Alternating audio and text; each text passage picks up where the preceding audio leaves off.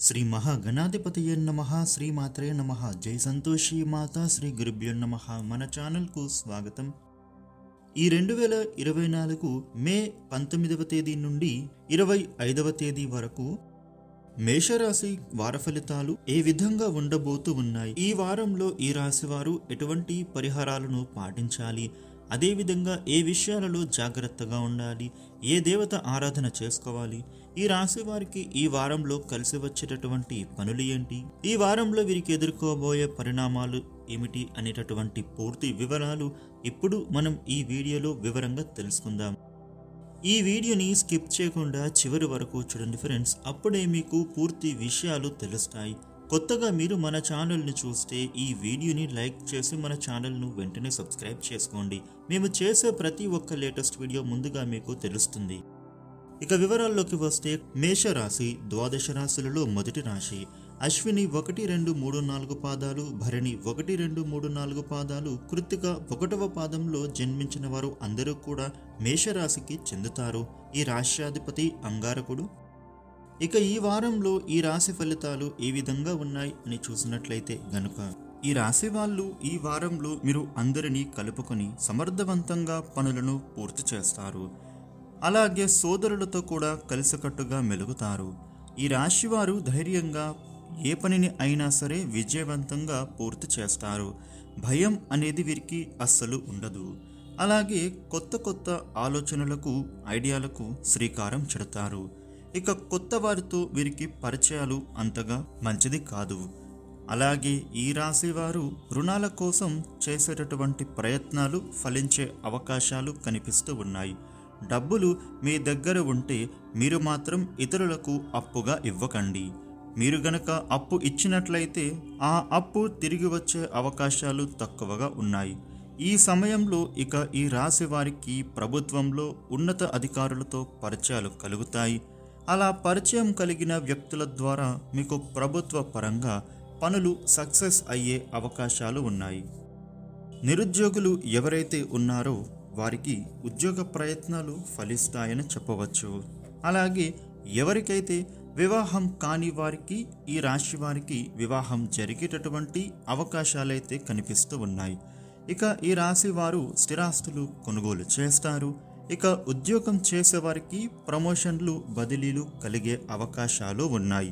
అధికారుల సహాయం కలుగుతుంది.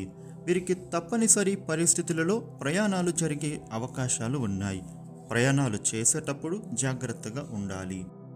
ఇక సాఫ్ట్వేర్ రంగం ఉద్యోగులకు చాలా అనుకూలమైన సమయంగా నడుస్తుంది.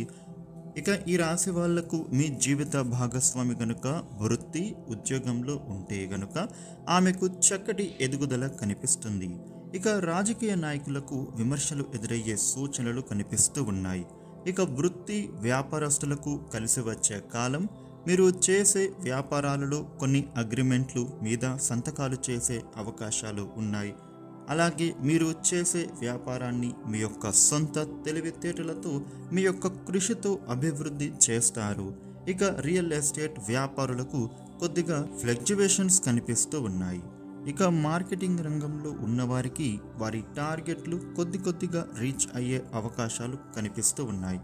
ఇక చేపలు, చెరువులు, రొయ్యల చెరువులు వ్యవసాయం చేసేవారికి మంచి శుభయోగాలే గోచరిస్తూ ఉన్నాయి. షేర్ మార్కెట్లలో నష్టాల నుంచి బయటపడతారు. ఇక వీధి వ్యాపారాలు చేసుకునేవారు, అంటే ఫుట్పాత్ వ్యాపారులకు, తోపుడు బండ్ల వ్యాపారులకు బాగానే ఉంటుంది. కానీ అధిక లాభాలు మాత్రం ఉండవనే చెప్పవచ్చు. కానీ మీ ప్రయత్నం ఆపవద్దు. మీ కృషికి తగ్గ ఫలితం మాత్రం ఖచ్చితంగా పొందుతారు.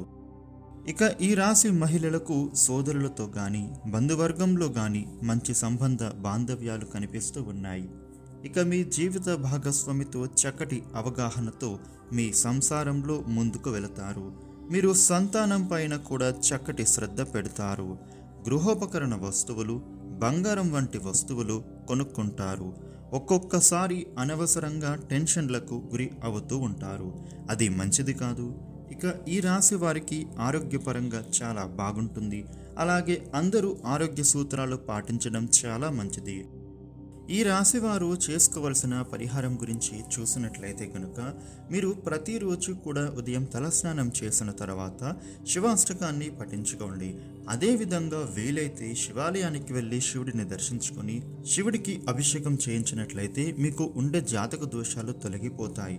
ఇక మీరు ఏదైనా పనిని ప్రారంభించేటప్పుడు గాయత్రి మంత్రాన్ని 21 సార్లు చదువుకోవడం ద్వారా మీ పనిలో ఏమైనా ఆటంకాలు వచ్చేవి ఉంటే అవి తొలగిపోతాయి.